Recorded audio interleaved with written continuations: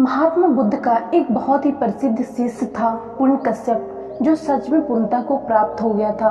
जब बुद्ध को उस शिष्य पर पूर्णतः विश्वास हो गया कि अब सच में इससे कोई भी चीज परेशान नहीं कर सकती, तब महात्मा बुद्ध पूर्ण कश्यप से बोले, अब तुझे मेरे साथ जगह जगह जाने की जरूरत नहीं है।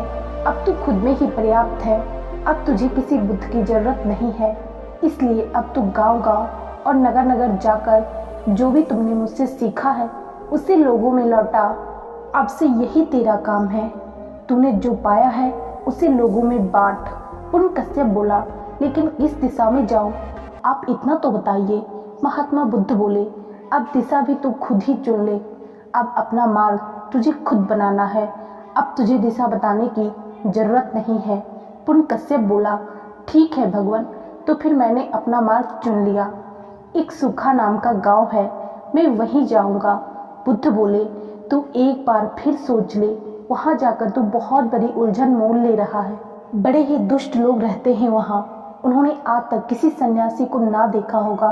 तेरा जीना मुश्किल कर देंगे वो लोग। बड़ा रस आता है उन्हें दूसरों को सताने में, इसलिए तू वहां मत जा। महात्मा बुद्ध की बात सुनकर पूर्ण कश्यप बोला, इसलिए तो मेरा वहां जाना जरूरी है। कब तक जंगली की तरह रहेंगे वो लोग?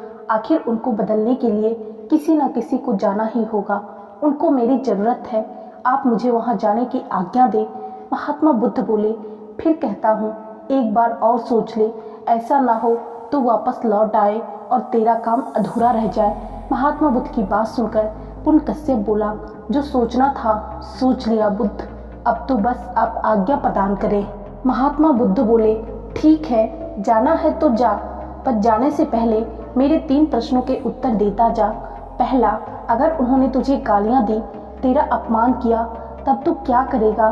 तब पूर्ण कश्यप बोला, आप मुझसे पूछ रहे हैं, अगर उन्होंने मुझे गालियां दी, मेरा अपमान किया, तो मेरे मन में प्रसन्नता की भाव उठेगी, ये सोचकर कि उन्होंने मुझे गालियां ही दी, मारा तो नहीं। महात्मा बुद्ध बोले, ठीक है, लेकिन वो तुझे मारना ही शुरू कर दे, जो कि वो कर सकते हैं क्योंकि वो जंगली हैं, तब तुम्हारे मन में कैसे विचार उठेंगे? इस पर पूर्ण कश्यप बोला, मैं ये सोचकर खुश रहूंगा कि वो सिर्फ मुझे मार रहे हैं, जान से तो नहीं मार रहे हैं, वरना वो लोग तो जान से भी मार सकते हैं।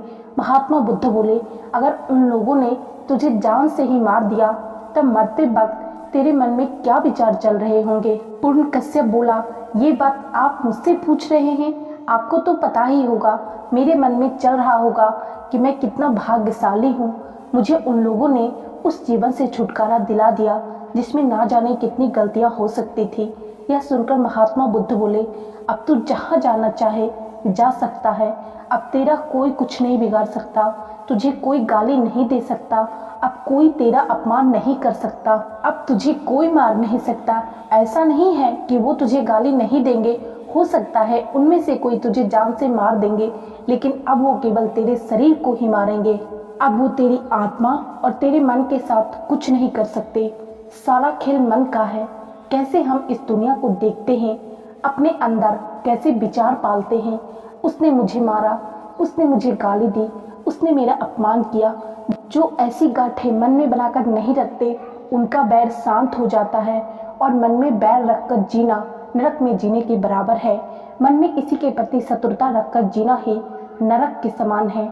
दोस्तों, स्वर्ग और नरक जैसा कुछ नहीं होता।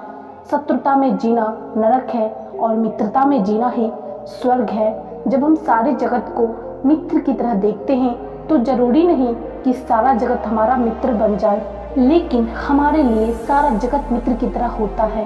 अगर कोई हमसे शत्रुता करेगा, तो वो शत्रुता उसके मन में है, उसका दुख उसे पहुंचेगा। हमें कोई दुख नहीं दे सकता। महात्मा बुद्ध ने कहा भी है, इस संसार में शत्रुता से शत्रुता को कभी नहीं मिटाया जा सकता, शत्रुता को मित्रता से ही मिटाया जा सकता है।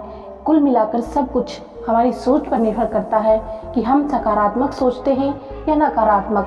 हम अपने जीवन में सकारात्मक सोचते हैं तो हमें हमारे जीवन में सकारात्मक परिणाम मिलते हैं, और यदि हम नकारात्मक सोचते हैं तो हमें हमारे जीवन में नकारात्मक परिणाम ही मिलते हैं।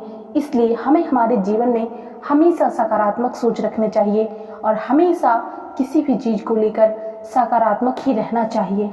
क्योंकि सकारात्मक सोच रखने वाले व्यक्ति के शरीर में एक अलग सी ऊर्जा बिल्ड होती है जो उसे आगे बढ़ने में बहुत मदद करती है। तो आज के वीडियो में इतना ही, मिलते हैं नेक्स्ट वीडियो में, तब तक के लिए धन्यवाद।